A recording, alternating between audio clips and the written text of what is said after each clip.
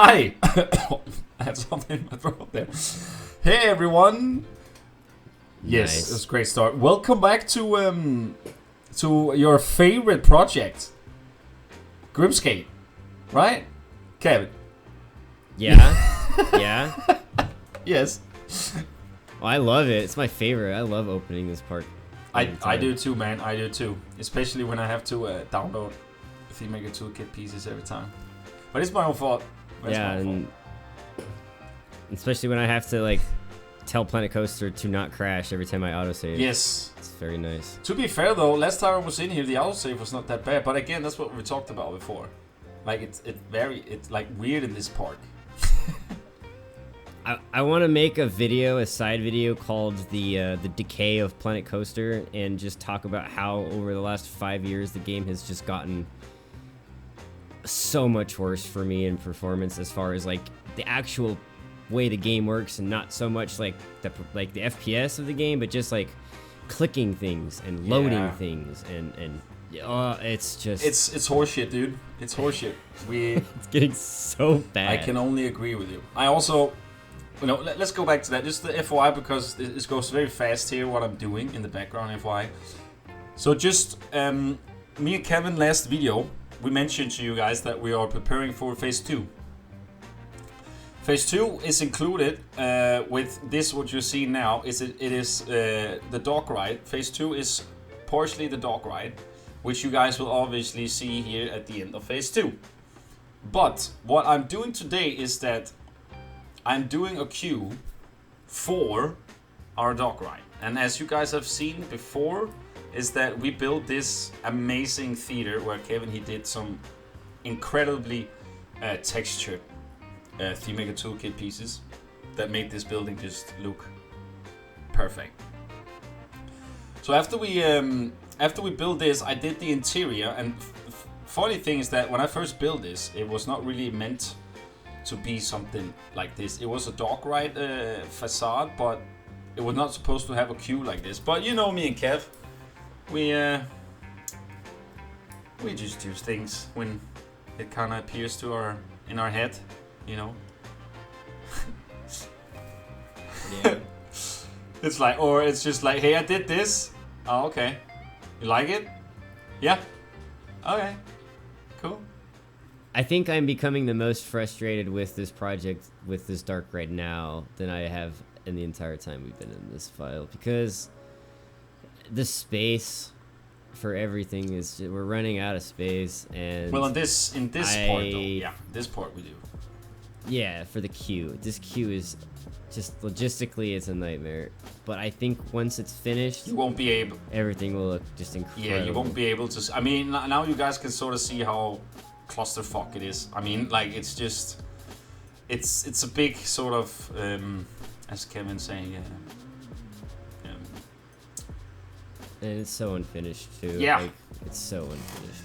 I do, like, as you say, like there's a little bit of space to build on, but in that case, like I have, I don't mind that, because I feel like the less space I have to worry about, the quicker I am, obviously, and my groove is better. I'm quicker to decide with less space than I am with a lot of space. Does that make sense? Yeah. Yeah, because I was not really, like, here, what I'm doing in this queue is that I wanted to keep, like, as I said to you, I wanted to keep, like, this sort of posh, like, the whole, like, you're entering a theater here, and it's, like, it's for the wealthy people, right? So, when I went in here and I did this sort of arches around, this is very, like, you see this very common in a lot of places where they have this sort of super nice hallway that leads over to, like, a balcony, or it's the stage, or your seating areas. And then I was kind of like, you know what, let's just keep this color scheme in here and try to make it look somewhat nice. And then I just added one piece at a time and slowly got together. Like, I gotta say, I think when this first gets finished, I think this is gonna be my best queue and station work probably ever made. Yeah, it's got really good potential already off the start. It's like I said, it's just it's not easy building in this area. It is not. I agree. but you're the one doing it all, so I guess. But I will say, it's connecting the path to the station. Oh my god, that was like 30 minutes to try to figure out how to do it. It was the best way to make it look. Oh my god, it was. That awful. was. It was awful. I also even have some fights with the path here and the terrain and etc. here because you already place. Oh, you know, I fixed that. So what I did was I just deleted everything you did with the path, and I sunk the terrain down all the way, and I just did the path on a floating section, so that way it didn't do the weird, you know, all that crap that it was doing before. So I was able to fix it. Oh, that's nice then. All right. Yeah.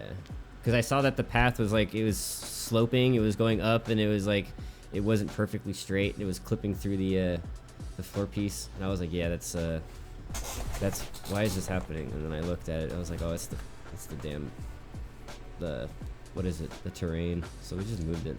Okay.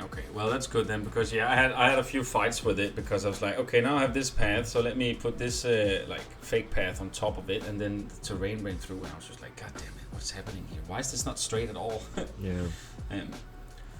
But yeah, this took me some time to do before I actually figured out what I wanted to go for or go with in this case. And then I didn't really have your like, I just went in and I was like, I had an idea and you was like, go for it, you know? So I also kind of like were waiting half into this build of your like, that you've seen it and you were like, oh dude, keep on going, right?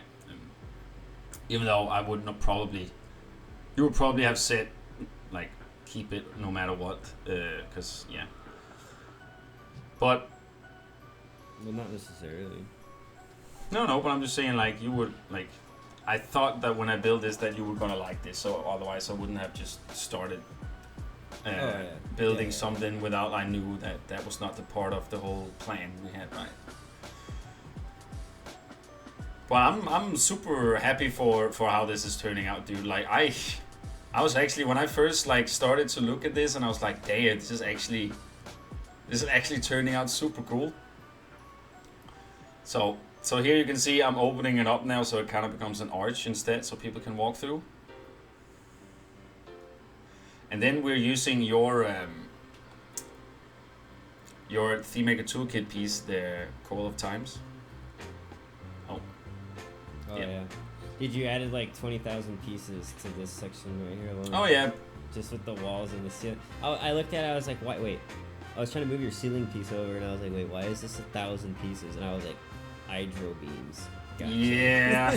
I went a little bit crazy with stuff in this queue here. Also, that's why funny. I say I think this is definitely one of my most appreciative queues. And also, the walls you will go through, they will not be completely bare, guys. Me and Kevin are gonna work on, as soon as we have the scenes and the stages and all that stuff from the dog ride in place, we're gonna take screenshots and stuff and make some small posters that's gonna be in those that kind of like promotes the ride while you're in the queue.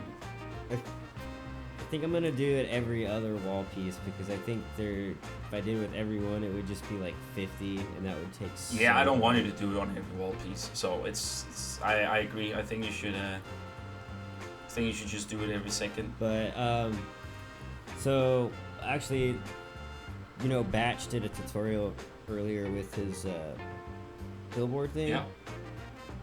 It's essentially what I was going to do anyway. That's what I've used for my wall pieces. I just take the model that I have and I upload a new texture on it. So once we get a photo or a model of it done, then I'll just take all the photos and then just upload them all. And that way I don't have to do it all in Blender. Yes, that's smart. So that was the plan from the beginning on that Exactly. one. But doing all of them is just Yeah. We'll have to get some good shots when it's done. That'll be literally one of the last things we do. It will, for sure. I agree. So, here comes the cool part of this entire video, I would say so myself. This is here where, this is not really the pre-show room, this is just like an extra little thing, because the pre-show room will come a little bit after this section here, which is gonna be, me and Kevin just decided and figured out today what that's gonna be.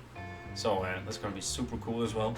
So that will be for next. That room fit together really well. Yeah, too. it does. It really does. And that will obviously be next video, guys. That room will be yours to see.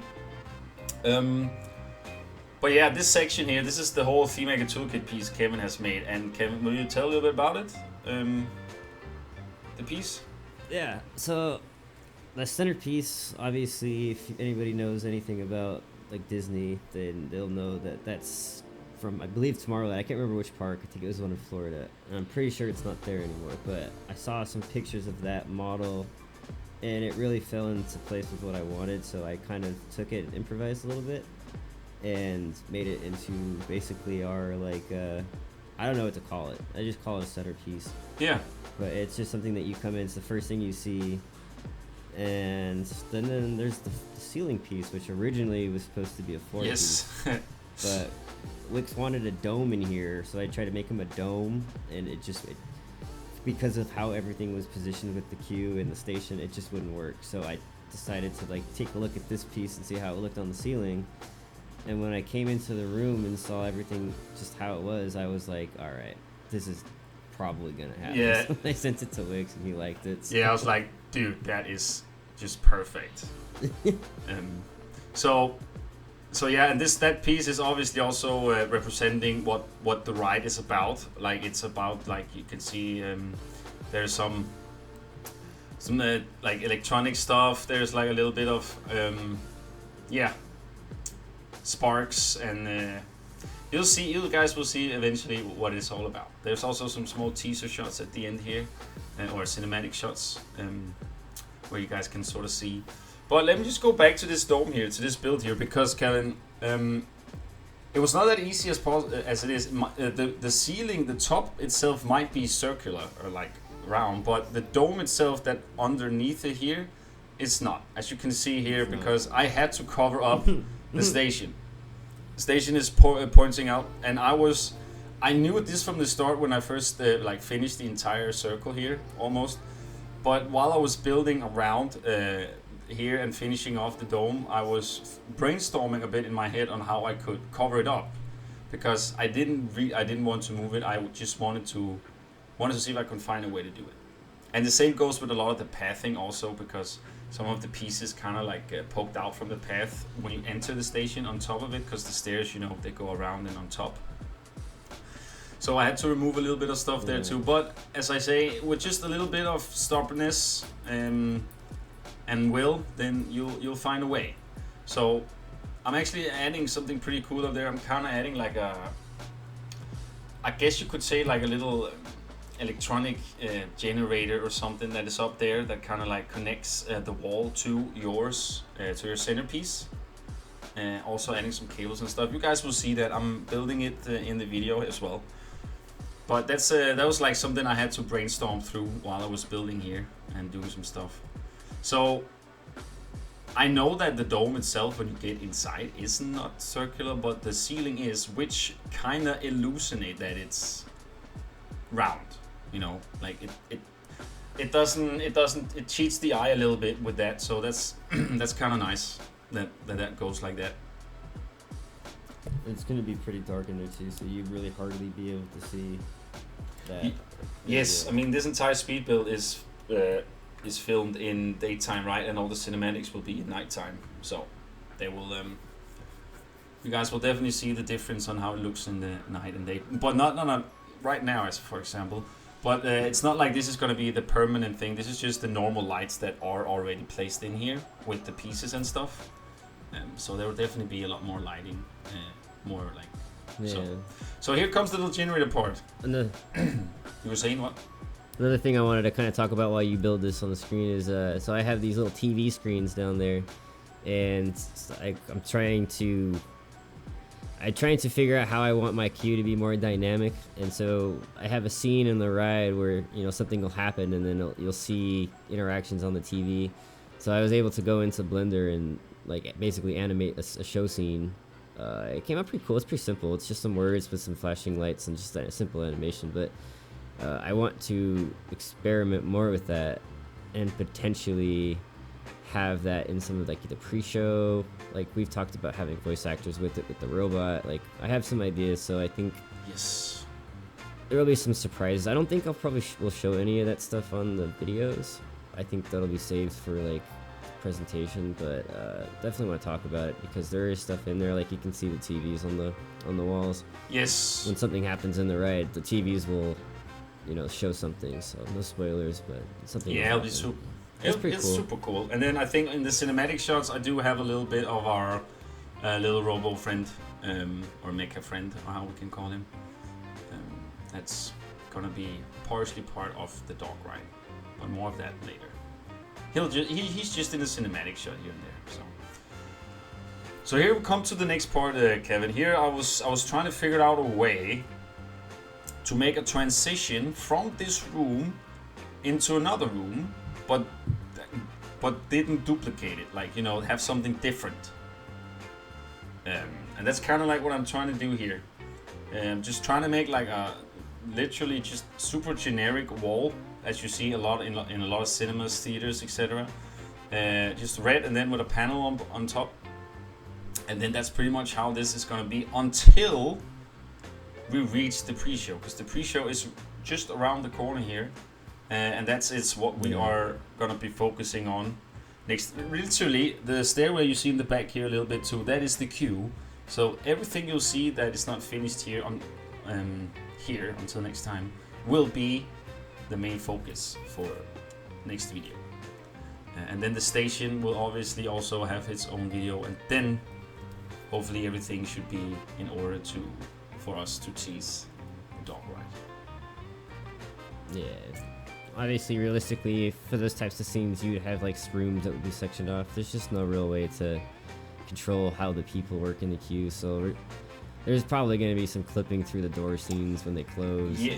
It's not going to be perfect. And like another thing is like some of the rooms, like people can stand in whichever orientation they want to face whatever's happening, and unfortunately the people will always be facing the direction of the queue, so it's not really practical to do those. It'll look off, so I'm just gonna say that, but there's really nothing we can do about that. So no, unfortunately we'll just have to accept that. Yeah, and we'll obviously just get that right cinematic shots if it accidentally happened that like 2 or 3 guests just walk in and they just ruin that immersiveness or something, right? Because it's mainly for our videos. We just have to make that sort of perfect, So here I did. For the video, we'll do the best. Yes. So here after I kind of like just did the little extra addition after you exit this room and go towards the pre-show. I was thinking about I wanted to have like some sort of a signage here, which we've talked about. You are gonna go in and do something. You're not gonna delete this thing I'm doing here, this overhang, but just the font we're using. We're gonna make a custom sign in Blender for that. Because right now I am just using the in-game one, which in some cases do work, but in this case they don't. And that's mostly probably just me being me. Especially because it's mostly because I have the capability of making my own signs. I just don't want to use the generic ones. Not with this project. I don't mind so much the the balcony itself looks amazing. The stars, like, that's cool. But just like the fact that we have like 6 fonts to choose from and you could always tell, like, that just kills it. It's always been. So we'll make something. It's always been annoying. Yeah, we'll make something. I agree with you though. They should just have done so you could just freaking put in your own fonts, right? Like with pictures, like custom media and stuff. Like I just don't see it. And they even went out of their way to make it so that you couldn't, because the text files are specially designed for Planet Coaster. We even went into the game files to see this, and there's like additional data stored into the font, and if it doesn't notice that data, it just won't be registered into Planet Coaster. So you can put the files in there, but it won't even show it. It's really stupid that they did that, because we could really use at least custom fonts. I mean, come on. I agree with you, man. I agree with you. But yeah, that's actually the video for today, my guy.